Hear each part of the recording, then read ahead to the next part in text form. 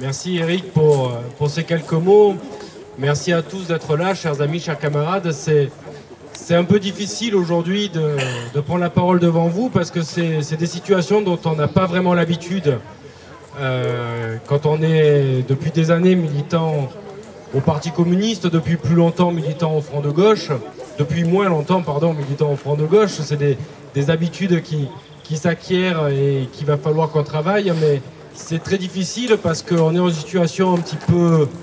inhabituelle au lendemain d'un premier tour des présidentielles où pour une fois on peut largement se glorifier du résultat que nous avons obtenu et on peut estimer que le peuple de France relève enfin la tête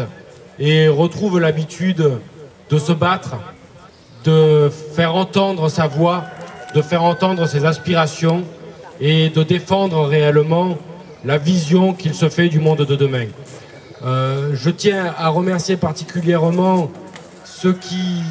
ont fait l'effort d'être debout tôt ce matin malgré leurs habitudes, tourne pas la tête David, malgré leurs habitudes tardives, pour donner un coup de main, pour mettre en place toute l'infrastructure de ce repas, ceux qui se sont levés tôt aussi ce matin pour aller à Marseille, à la manifestation qui rassemblait les travailleurs, l'ensemble des travailleurs de ce pays, l'ensemble des syndicats de ce pays, de cette région, qui n'ont pas été abusés par les discours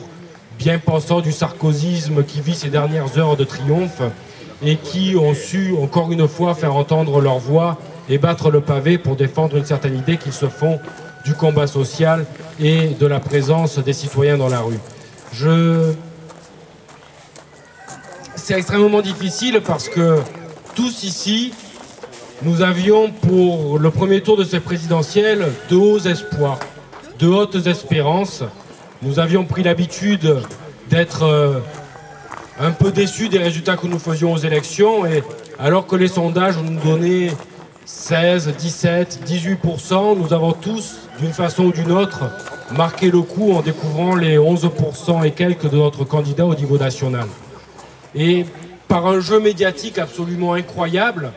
nous sommes un certain nombre à nous être sentis déçus de ces 11%. Ces 11%, c'est 4 millions de citoyens qui ont fait confiance à Jean-Luc Mélenchon,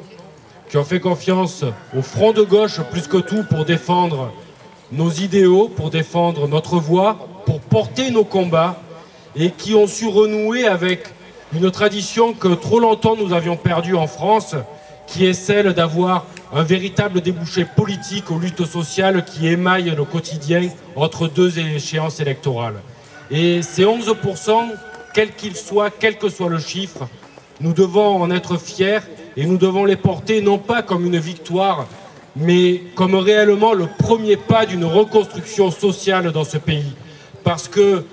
ce premier moment, ce premier tour de l'élection présidentielle ne fait que préparer le second tour de la présidentielle qui s'annonce, son troisième tour avec les législatives, son troisième et son quatrième tour. Surtout redonner un corps et une espérance et un débouché aux luttes que nous allons mener dans les temps à venir devant chaque entreprise qui est en difficulté, devant chaque école où une classe ferme, devant chaque famille qui est expulsée de son logement parce que les lois de ce pays ne sont pas à même aujourd'hui de protéger les plus faibles et les plus en difficulté, et parce que, enfin, nous avons l'espoir de pouvoir reconstruire une société fraternelle, une société plus juste. Nous avons l'échéance des législatives qui s'amènent, nous avons l'échéance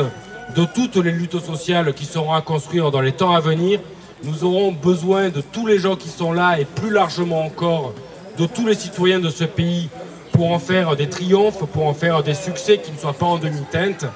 Et j'ai envie simplement, avec Jean Ferrat, de vous dire en conclusion de ces quelques mots, en conclusion de ces quelques remerciements, que c'est un autre avenir que nous avons réinventé sans idole ou modèle, pas à pas, humblement. Et cet avenir que nous avons à réinventer, nous allons tous ensemble le construire, nous allons tous ensemble en débattre. Et nous savons aujourd'hui que dans ce pays, il y a assez d'hommes et de femmes pour être porteurs de cet appel. Je vous remercie tous pour votre présence du fond du cœur et je vous souhaite de bonnes luttes et de bonnes élections et un bon appétit. Merci à tous.